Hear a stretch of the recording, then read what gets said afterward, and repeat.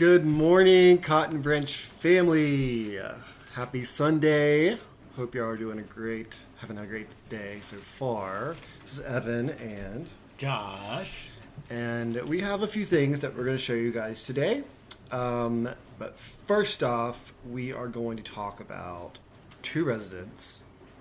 I'm not going to mess up like I did the other day. Is it Charlotte? No, it's not Charlotte. Basically what we do is every so often we do a guess the resident type of quiz for all of our followers. So if you know this particular resident, go ahead and comment in the chat, and then we're going to talk a little bit about them. So the first I don't even know who it is today. I know, I haven't showed you yet. So first one, here it is, coming up. Oh my God! Oh. Don't say it. She is a sweetie. That's the first hint. When she wants to be. When she wants to be. If treats are involved, for sure. When did she come to Cotton Branch? It's been like, what? How many years? I guess about 4. Because it was before we moved here, and we've been here 3. Yeah. Yeah. She's... so it's about a year before we moved here, yeah. When she came here, she was pretty obese. Yeah, she's probably lost about 50 to 60 pounds. Yes. So, and she can be cuddly at times. When she wants to be. But if she's... kind of like a cat. Yes. Anybody know? We haven't really talked a lot about this one. But I wanted to show you guys. So, 5 more seconds. Chelsea said, I'll call her sweet, pretty piggy girl, probably. She got it. Well, she is. All right, so this is Mercy. Yes. This is Mercy. And Mercy is so funny. It took a while for her to finally gain our trust, and I think a lot of it had to do with her eyesight. Because she was so obese, she couldn't see very well. And then she had always been an only pig before she came here. So she was a little unsure about making friends with other pigs. And then finally, we had put her with another pig who was the same way. And this pig was determined, Black Beauty, was determined not to be her friend. And Mercy would not leave her alone. And she just kept... Every time Black Beauty would be laying down, she would inch closer and closer. Yeah. And then started going in her house, and finally Black Beauty relented. So, yeah. But Mercy now there is in with all of our seniors and special needs, and she's doing great and has multiple friends now. So. She does. Donna said, "Are we playing Guess Who Charlotte Is?" Oh my gosh, I am never going to live that down. Never, ever, ever. I'm never. So if you weren't watching the other day, Evan said, "We're going to play Guess That Resident." So let me show you. Here's Charlotte. I just said the name, but I'm not doing that anymore. So, that was Mercy. Now, here's the second resident that we're going to... I have a feeling a lot more people know this resident. I don't know who it is either. Because she seems to be around a lot. So, let me go ahead and put that out here. Oh, Lordy. Yeah, she's always around. She's always around. She is not your typical, what you would call a potbelly pig. No. You know? I can tell you she is a cooney pig. Yeah. Not the big, massive ones. And she's the only one we have here. Yeah. So she's woolly fuzzy. Yeah. A little fact, the coonies are native to New Zealand. Mm-hmm. And in the early 80s, there were only 50 left in the world. So they were on the brink of extinction. And the U.S., the UK, and Canada started a captive breeding program to replenish their numbers. Mm-hmm. They're known for their docile personalities, being pretty chill. Now, this one has hung out way too much with the potbelly, so she's got a little potbelly attitude going on. Yes, she does. And not quite as chill. Yeah. And yes, Rose, their hair is softer. But bristly, yes. Let's see. Chelsea said, I can't remember her name, but I have lots of photos of her and her long hair for family fun days. Yes. She's quite photogenic and loves posing. Yes, she does. And, you know, and the tragic thing is, as humans, what many do, they replenish the numbers, and then they became a delicacy. So many people raise them for not only companions but for food. Yeah, unfortunately. And Callie was rescued from such a place and came here to live with us. And she's been here, gosh, I guess her and Winthrop came in about the same time, so around 5 years probably. Yep. Did I just say who her name was? Yes, you did. Oh, well, nobody guessed, so I did it this time. See? Well, it was because no one guessed. So. No one guessed. And I bet no one... Oh, she guesses Callie, yes. You're right, it's Callie. Oh, see how it flies out of your mouth? I know, it flies out of her name. Thank you, Donna. I know I said her name. It was karma for making fun of Evan. Yes, at least I didn't say, here, everybody, guess who Charlotte is. True. We're gonna get it right one day. But no one had guessed, so. True. Which is surprising, because, yes, everybody knows Callie. Everyone knows Callie. I know our team knows. Yes. I know our team is watching. But a lot of people, it's hard to remember everybody's name, so, yeah. Yes. Yeah, so that's our guest our resident section. And then there's this one really short video I want to show you guys. There is this person named Niami Delgado. Now, he's a vegan bodybuilder. And he has been like vegetarian like his whole life, and then he was vegan 6 years ago, and it's just a great motivational story. And the video talks about getting up in the morning and kind of setting your day and getting motivated to tackle your day. So I'm not going to go too much into it. It's going to be really short. We'll be back very shortly, but here it is.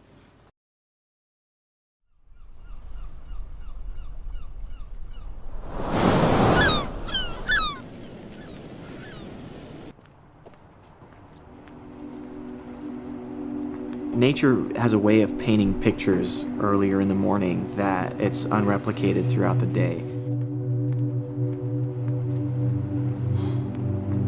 It's the start of something.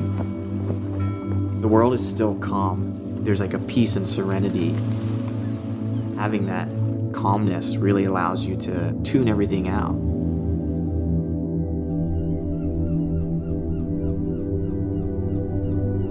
When you get up early and you just as soon as you wake up, put your clothes on, walk outside, feel the fresh air, feel that cold air enter your lungs, and it makes you feel alive because it awakens your senses in such a way that awakens your mind as well. There's so much more life to live when you wake up early because it literally gives you 2 to 3 extra hours in the day. Having that hour or two to yourself in the morning is so crucial because we need that time as humans. We need to self-reflect and we need to really find out what it is that makes us happy and tune into it. And the only way to do that is to still our thoughts and calm the mind and really look within instead of looking outside for answers and solutions when all of our solutions are inside. It's just learning how to listen to yourself.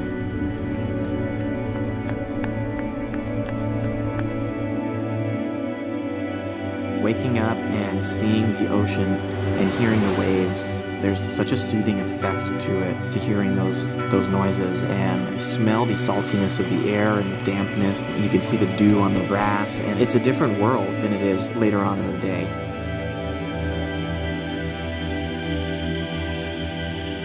We all have the power to create our life, and we forget that because we're told by society that we have to do this and this and that. It's more about finding what makes you happy and really focusing your life around that and building a life around happiness because people are telling you what you want. You've been raised and groomed since such a young age that you have to have these things and you have to live your life this way. And it's not until we're much older that we can stop and think for ourselves and really reflect on who you are as a person. A lot of people don't even know who they are. And that's why they're so lost in life and they're so unhappy because they don't know what makes them happy. They're just living these lives that they've been told to live as opposed to living the life that they want to live. So finding that moment of the day to really step away from everything and really looking within to find out what makes me happy. And the only way to do that is to find that quiet time because the world is still asleep. But I'm up, finding my happiness. All right. I hope that was some good inspiration for you guys this morning. Something really short and simple. Didn't want it to be too heavy. So But what we are also going to be doing this morning is whenever we actually got some press from the piggy cuddlers back a few months back before all of this quarantine stuff happened, we were able to give some interviews, and Josh was able to have an interview with Daryl Morris of Talk Radio UK. And I thought it was a very informative interview. It talks about that particular rescue that we did, and also about pigs in general. And it was just a great opportunity. He was very nice. It was really one of my favorite interviews I did. It was funny because it was supposed to be like a 10 or 15 minute. It ended up being, I think, about 20. So Yeah. sit back and relax. But it's an amazing interview because he really started delving into questions about pigs and just general questions and then probing questions. And I always like to talk about their personalities and intelligence, which you'll hear. But one thing that really surprised me is it's like this light bulb went off in his head that, wait a minute, they're like the fourth smartest animal and we're eating them. And he started asking me questions about that, which I wasn't expecting. And it just really turned out to be such a great interview. He was a lot of fun. He's very funny. His accent's crazy. Accent's awesome.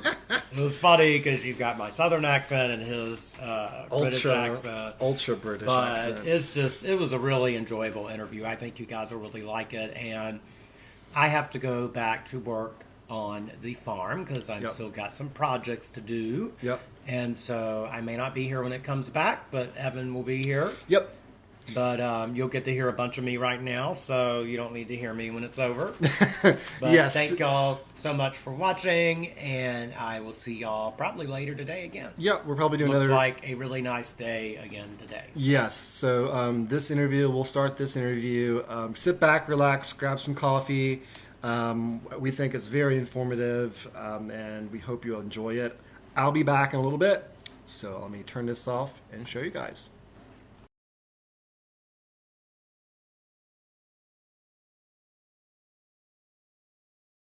All right, hey, this is really interesting. So about a year ago, 550 pigs were rescued from a hoarding situation in Kentucky, apparently, and relocated to the Cotton Branch Farm in South Carolina, in Batesburg, Leesville, I think it is actually, isn't it? I can be corrected on that in a second. Only about 150 rescue pigs are still waiting for their forever homes to be taken off and taken by somebody. But first, they're going to need lots of cuddles and cookies. The sanctuary are looking for piggy cuddlers to help them socialise the pigs and prepare them, get them ready for adoption. Let's speak to somebody from that farm right now. Director of Operations there is Joshua Carpenter-Cosner. Joshua, hi. Hi, how are you? I'm very well, sir. I'm very, very well. I am fascinated, and I must say, ever so slightly tempted to ditch this overnight life I live and doing the radio and come and cuddle pigs with you. This is great. Can we just let's go back to the beginning firstly on this story before we talk about this brilliant job opportunity. And to about a year ago when you found about 550 pigs. Am I right? In a hoarding situation. What kind of life were they living? That's correct. Well, they were undernourished and did not have very good shelters, basically very open to the elements, and the space was not as large as it should have been for them either. So the authorities had stepped in, and they were going to seize the pigs and euthanize them if they could not be removed within a month. But by removed, what you mean taken on by somebody like you? Correct, yeah. Right. Who had these pigs then? Who was hoarding them? It was an individual, and she started with 15 pigs 3 years before this and moved to a larger property, but not all of it was set up and fenced for the pigs. And she didn't know a lot about pigs, being that hers were spayed and neutered. So someone asked her to take in 30, and she thought she could do that with the space she had, and not realizing that many of them were pregnant. And then she didn't understand how quickly they could breed and how young they could actually impregnate other pigs. Wow. And that became 550. Within 3 years, yes. Wow, that's an incredible rate. Absolutely incredible rate. Yes. How many offspring do pigs have in one go usually? It averages, it seemed to be averaging between 6 and 12. Blimey, good lord! And so that And multiplies at a pretty rapid rate. yes, basically they could have 3 litters a year per pig, and male pigs can actually impregnate a female at 8 weeks old, and a female can get pregnant at 12 weeks old. Blimey, wow! So that's quick and rapid. She could have, I mean, she could have sounded the alarm though before she got to 550, couldn't she, Joshua? She could have, and she actually had, posted some on social media about needing homes for them when she was probably between 150 and 200. But unfortunately, a lot of the sanctuaries did not see those posts, and people just told her, well, everyone's full, and I think she just kind of gave up. Oh, wow. That's quite sad, really, in a way, isn't it? So Yeah. you get the call and you step in. Did you take all 550 of them? So what we did is we actually formed a coalition of 5. There were 5 of us. 4 different sanctuaries joined us to assess, and we went up to assess the situation within the week of learning about it. We were actually boarding a plane for San Francisco, California for vacation when we were alerted. So we kind of spent our week out there building the team and just interacting with the different people who were going to be helping out. And then as soon as we got back to South Carolina, we boarded another plane and went up thinking we would be there a few days to see what was going on, but the situation was so dire. I was there for 2 weeks, and then my husband went up and was there for another 3 weeks, and we just immediately began making vet appointments to get them spayed and neutered, making sure males and females were separated, and making sure everyone was fed properly, and getting the correct amount of food and getting anyone with medical needs seen by vets. So just remind us what kind of condition they were in. They were pretty unwell, I imagine, by the time you got to them. The main issue was the malnourishment, and, they were having to fight for food and what little shelter there was left. And then the shelters were old and leaking. So, I mean, you could walk in like mucking boots and be your boot would literally come off inside the barn, stuck in the mud when you tried to step. So there was very little clean and sanitary places for them to be. Blimey. And they were desperate for food and oddly just desperate for attention. I bet they were. Okay, so you took them back and you built. What kind of sanctuary do you have? How could you if you just describe to us the facility that you've got? How would it look? Sure. We have a farm animal sanctuary, so we have multiple barns and smaller shelters for smaller animals, and we have it separated by species. So we have everything from chickens all the way up to cows, and every type of animal in between that would be a farm animal. We specialize in pigs. So what we actually did when we went up there is we immediately, the story went viral, first of all. A television station about an hour away did a story, and it was picked up by a lot of affiliates around the U.S. and then even internationally. So donations started coming in to make it possible for us to get the care to the animals that they needed, and ended up being about $150,000 U.S. dollar operation. And so we immediately started getting adoption applications that started coming in very quickly, too. So we had formed an adoption team to screen through applicants. Many of the pigs started going to sanctuaries and approved homes. So that was early September 2018. And by the end of December, we had the numbers down to 225. And that's when we moved them to South Carolina before the winter set in Kentucky, because it would be pretty much disastrous for them to still be up there without proper shelter in the winter. Yeah, I mean, I dread to think, to be honest with you. So you mentioned that when you got to the pigs, they were they were craving attention. So they are, as a species, they're kind of people friendly and affectionate and look for attention, do they?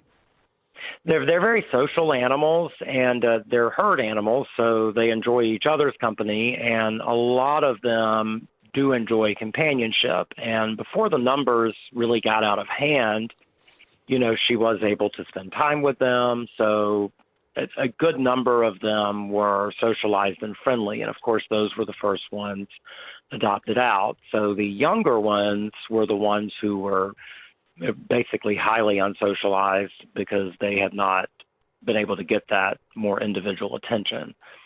Are they quite empathetic then, pigs? Yes, very much. Really? I've never, for example, here having normally we have about 100 permanent pig residents here, and when one passes, their herd grieves them, and if they're a bonded pair, the one who's left behind, I've never seen animals grieve another animal like they do. So whether it be refusing to eat, refusing to come out of their barn, where we have to go in and actually, feed them because they refuse to leave their barn to come out to eat. They may not have anything to do with any other animals. They may not even want to be around you for an extended amount of time. Oh, blimey. God.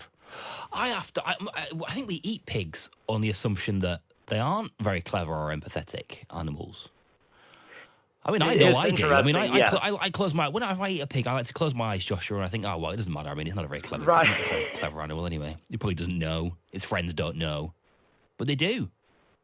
Yes, many people don't realize that, and I've actually, I've talked with other people, and they're like, wow, it's amazing that we eat these animals that are so intelligent. So they actually are the fifth most intelligent creature on Earth, behind elephants, dolphins, the fifth primates, most intelligent creature on Earth? Humans, yes. Wow.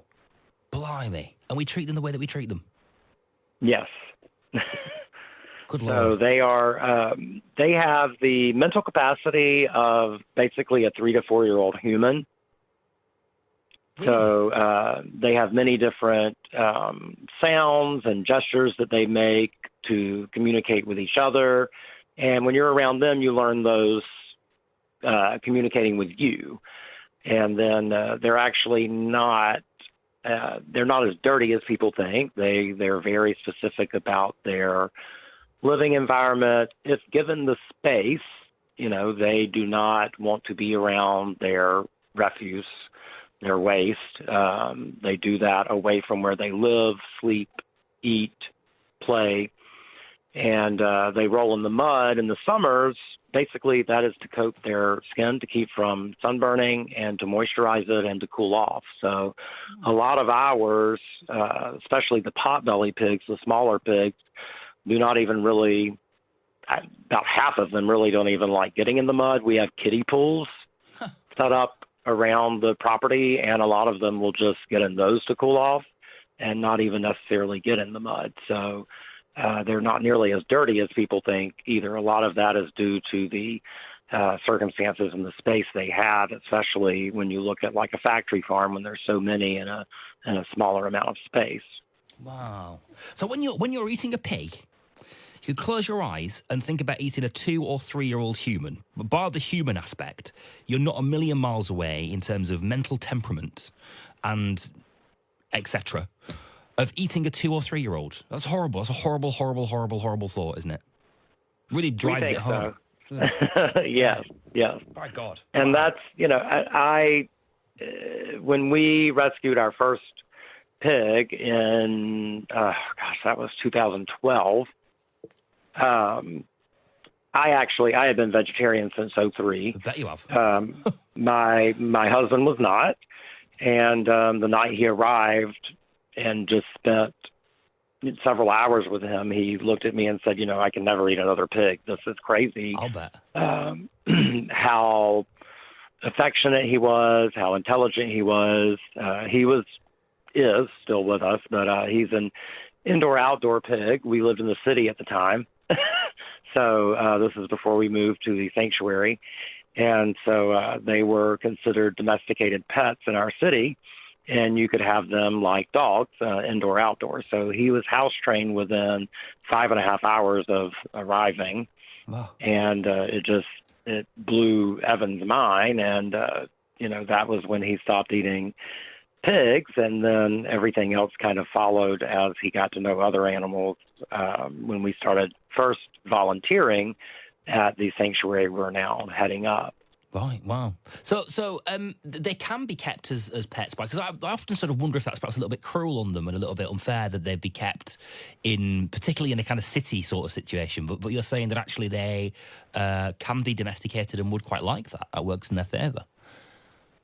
Yes, a lot of people in the U.S. definitely, but I have friends in Europe and Germany and different places in the U.K. that keep them as companion animals, and they are indoor-outdoor. We tell people they work best in pairs because they are so social, and they are herd animals, so they enjoy others like them, so they enjoy being around other pigs. But definitely, yes, it depends on the zoning of your city as to whether you could have them. Go on. Oh no, we always suggest that they need a yard to play in because they do enjoy rooting. So they will eat grass and they root around in the dirt. They actually get minerals that they need from the soil. So when we lived in the city, we split our backyard in half so that they could have fun and root one side of the yard, and the other side of the yard was the grass for and when we had humans over. Yeah, wow, blimey. What kind of people are taking them then? Are we talking sort of like young professionals? Because I'm just sort of thinking of. I'm thinking of. Right. I'm thinking of a certain type of person, Joshua, shall we say? But I imagine it kind of spreads a bit further. It really varies. Everyone from people who live in the city, people who live in the country. Some keep them as outdoor companions, some indoor. It's every social class you could think of. In the U.S., I know, Paris Hilton, Miley Cyrus have pigs. George Clooney had pigs for years. Had one, I think, actually pet pig who was indoor-outdoor for years. So it varies greatly on the types of people and who have pigs and enjoy their company. What about you, Joshua? Where's your love for them and it come from? Say that one more time. I'm sorry. Where do most of them come from? The rescues? You. Where did your love come from for pigs and for animals? Oh, the love for pigs, yes. I grew up in Savannah, Georgia, and I had a friend there who, for whatever reason, wanted a pig and got a pig. And I would, when I would visit, I was just fascinated by how intelligent he was and just his personality. So I knew that one day I wanted to have a pig, and I had always had dogs and cats and birds.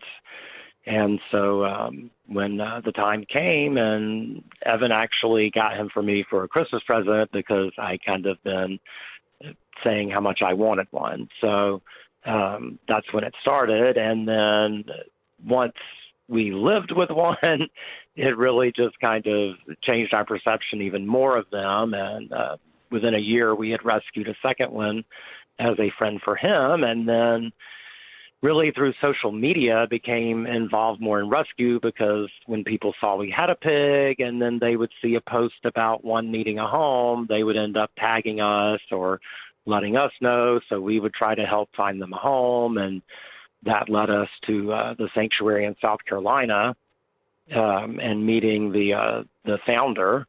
And then we started volunteering and eventually joined the board of directors and started working with her. And then as her retirement approached, we were voted as the succession plan for her. So right. we moved down 3 years ago from our city home in Charlotte, North Carolina. Wow.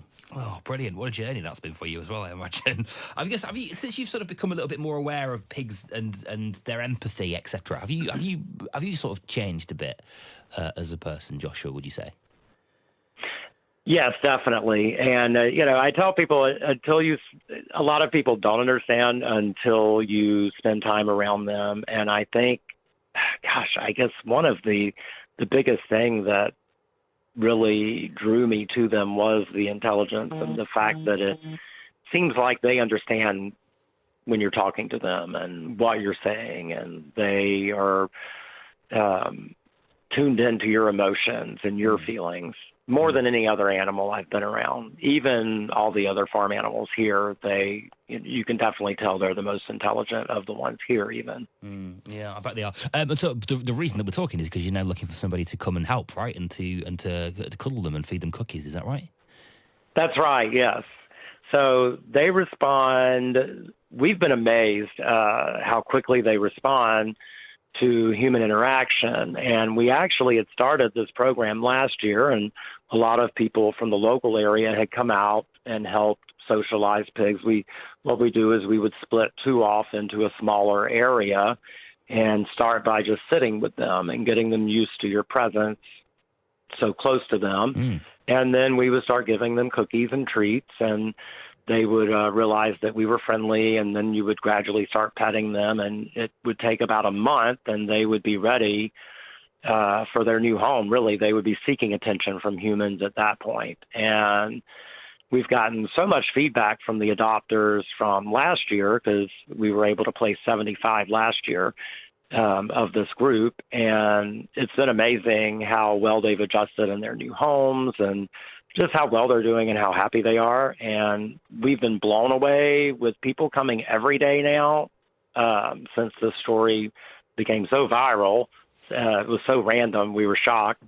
And so people have been coming from all over to socialize them, and so they're being seen by multiple people every day. And, it's blown our mind how quickly many of the pigs have come around, and just even more quickly than the month-long process.